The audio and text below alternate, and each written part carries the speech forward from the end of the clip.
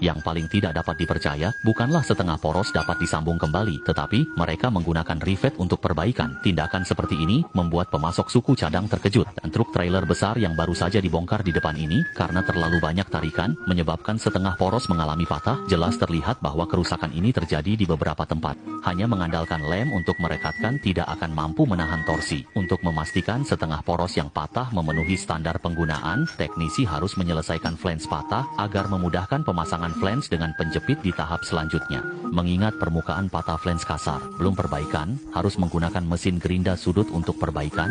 Tidak hanya membuat flange berhadapan rata, tapi juga bevel yang dipoles bersamaan meningkatkan area pengelasan. Untuk meningkatkan kekuatan sambungan keseluruhan flange setengah poros, agar setengah poros diperbaiki dapat lebih tahan lama, kerja teliti tidak boleh diabaikan. Inilah alasan mengapa teknisi mengukur berulang kali dengan jari kakinya.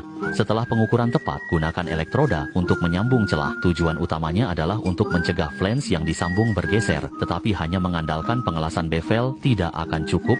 Untuk memastikan bagian dalam permukaan patah juga dapat menahan beban, teknisi melakukan pemotongan melintang. Lubang dipotong tidak besar, namun hal ini dapat langsung mengubah arah gaya sehingga dapat menghindari flange yang disambung patah lagi, sekaligus menambah titik pengelasan antara keduanya. Segera setelah itu, pasang rivet besar yang telah diproses ke dalam lubang, gunakan palu untuk menguncinya dengan kuat, serta mengisi sekitar rivet dengan pengelasan menggunakan batang las. Dengan cara ini, meskipun flange mengalami torsi penggerak, tarikan rivet dapat memberikan jaminan untuk flange yang disambung. Setelah flange telah dilas menjadi satu kesatuan, sekarang dapat dipasang pada cakram penjepit. Hanya dengan cara ini sumbu dapat tetap konsentrik dengan cakram penjepit. Mengingat dua bagian sumbu yang patah tidak dapat sejajar, untuk area tepi yang mempengaruhi penyambungan, teknisi harus menandai dengan teliti dan menghaluskan. Meskipun ini akan mengurangi panjang sumbu, namun dapat sepenuhnya diperbaiki melalui pengelasan di kemudian hari.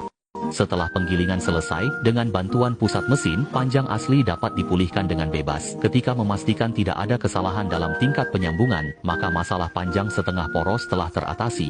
Selanjutnya cukup gunakan elektroda untuk mengisi celah. Meskipun perbaikan kali ini dilakukan dengan penggilingan dan pengelasan, namun titik penting penyambungan setengah poros terletak pada konsentrik dan kekuatan. Ini sangat menguji keterampilan dasar seorang tukang las tingkat 8, karena sambungan poros tidak dapat dilas dari dalam keluar. Untuk meningkatkan kekuatan sambungan miring, teknisi hanya bisa mengebor dan melakukan chamfer pada area tumpang tindih. Ketika lubang dapat menembus sepenuhnya, gunakan rivet khusus dapat berfungsi untuk memperkuat. Sungguh, selama pemikiran tidak menurun, metode perbaikan memang cukup banyak. Inilah kreativitas rakyat Pakistan. Meskipun peralatan perbaikan di bengkel terbatas, tetapi kebijaksanaan mereka tidak terbatas. Dengan cepatnya teknisi menumpuk lubang, sekarang harus menggunakan diameter poros asli sebagai standar pemrosesan.